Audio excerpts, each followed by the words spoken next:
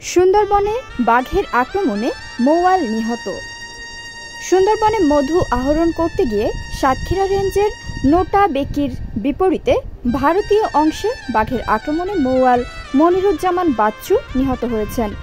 শনিবার 20 এপ্রিল সকালে এ ঘটনা ঘটে।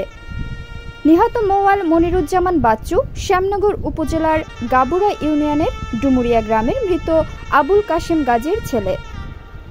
গাবুড়া ইউনিয়নের স্থানীয় ইউপি সদস্য আদিয়ার রহমান বলেন, 24 দিন আগে একসঙ্গে 10 জন মৌয়াল মধু সংগ্রহ করতে সুন্দরবনে যায়। সুন্দরবনের ভারতীয় অংশে বাঘের আক্রমণে বাচ্চু গাজী নিহত হয়েছে। তারা মধু কাটতে কাটতে সুন্দরবনের ভারতীয় অংশে গিয়েছিল। নৌকার মাঝি এ খবর মুঠোফোনের মাধ্যমে জানিয়েছে। তারপরে দেখি দুটো ছাড়া দিছি, দুদিন ঘুরেছি, ঘুরে বসে মধু কাটিছি। তারপরে দেখি তাই গাং কাছে কাটা ওইখানে এসে 3টির দিকে ছাড়া উঠিস।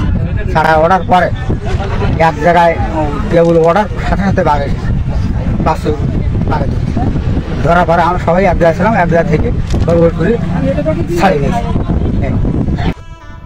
পশ্চিম সুন্দরবনের সাতক্ষীরা রেঞ্জ কার্যালয় সূত্রে জানা গেছে, 2023 সালের মধু ও মোম আহরণের জন্য 365টি অনুমতিপত্র পাস দেওয়া হয়।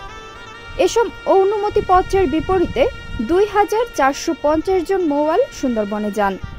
তারা 1225 কুইন্টাল মধু ও 367.5 কুইন্টাল মোম আহরণ করেন। আর এ থেকে 27,68,500 টাকা সরকারের রাজস্ব আসে।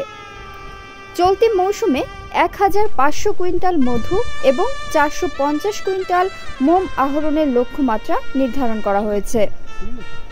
সুন্দরবন পশ্চিম জোনের সাতক্ষীরা রেঞ্জ কর্মকর্তা MKM ইকবাল হোসেন চৌধুরী বণিক বার্তাকে বলেন, মৌয়াল মনিরুজ্জামান বৈধ পাস নিয়ে চলতি মাসের 2 তারিখে মধু আহরণে সুন্দরবনে যান। শনিবার সকালে তিনি নোটাবেকি এলাকার বিপরীতে সুন্দরবনের ভারতীয় অংশে মধু সংগ্রহ করছিলেন।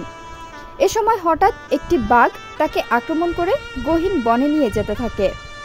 মনিরুজ্জামানের সহকর্মীরা লাঠিসোঁটা নিয়ে বাঘের উপর ঝাঁপিয়ে পড়ে তাকে বাঘের কাছ থেকে ছিনিয়ে নিলেও জীবিত উদ্ধার করা সম্ভব হয়নি। এরই মধ্যে তার মৃত্যু ঘটে। রেঞ্জ কর্মকর্তা বলেন, বৈধ পাস নিয়ে গেলেও সুন্দরবনে ভারতীয় অংশে বাঘের আক্রমণে নিহত হওয়ায় সরকারের পক্ষ থেকে কোনো ক্ষতিপূরণ পাবে না মনিরুজ্জামান। নিহতের মরদেহ ফিরিয়ে আনতে বন বিভাগের একটি দল ঘটনাস্থলে রওনা দিয়েছে। মধুপ্রেমীদের কাছে সুন্দরবনের প্রাকৃতিক চাকের খাঁটি মধুর কদর সবসময় বেশি। প্রতি বছর 1 এপ্রিল থেকে শুরু হয় সুন্দরবনে মধু সংগ্রহের মৌসুম। এদিন বন বিভাগ থেকে আনুষ্ঠানিকভাবে মৌয়ালদের সুন্দরবনে মধু সংগ্রহের পাস অনুমতিপত্র দেওয়া হয়।